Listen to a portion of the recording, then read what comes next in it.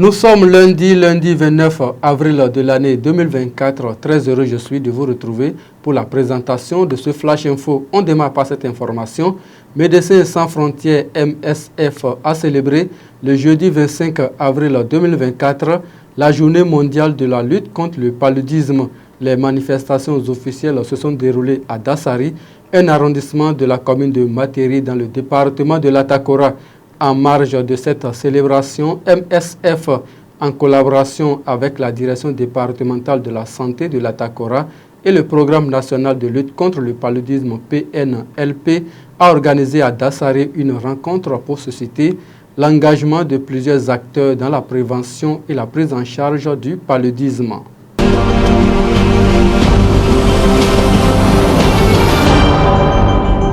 On revient à Parakou pour dire que le vendredi 26 avril 2024, l'association Barika a célébré ses 5 ans d'existence et d'action communautaire dans les 4 départements du Nord-Bénin.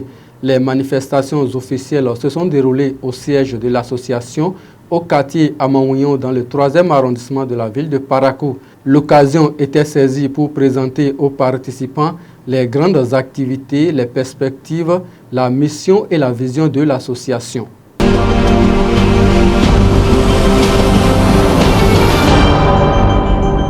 À Cotonou, à présent, l'ex-ministre de la Justice et de la Législation du gouvernement de la rupture, Séverin Kenom, a opiné sur le nouveau code électoral.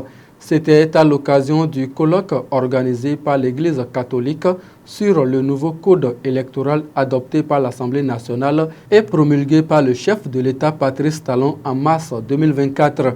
Les assises de ce colloque ont eu lieu le jeudi 25 avril 2024 au Palais des Congrès de Cotonou. Le code électoral, le vivre ensemble et la participation de tous à la construction de la nation, contribution de l'Église à la paix sociale pour des élections véritablement démocratiques en 2026. C'est le thème qui a retenu les attentions. À travers ses propos, l'ex-ministre Séverin Kenom semble garder espoir pour la révision à nouveau de ce code décrié par l'opposition. Il a encore d'espoir avant 2026, selon Séverin Kenom.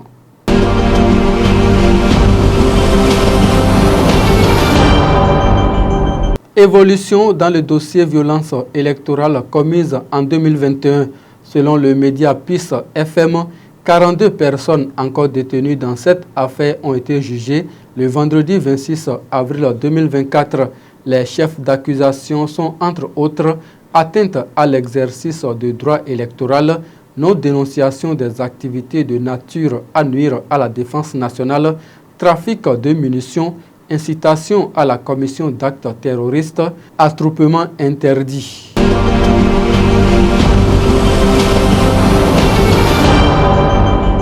Les informations en 24 heures sur le continent à présent.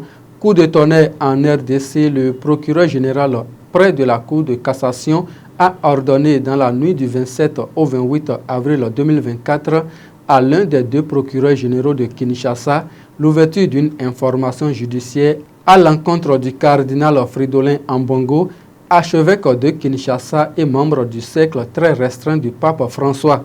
Le prélat est connu pour ses homélies et sorties médiatiques critiques sur la gestion sécuritaire et politique du pays. Une information judiciaire qui a provoqué des réactions dans le monde politique. Ce sera tout, fidèles amis internautes de Dabaro TV, pour le Flash Info de ce lundi 29 avril de l'année 2024. Merci de nous avoir suivis. Raimat Agani et Romain Pana étaient à la réalisation. Très bonne journée à chacun et à tous.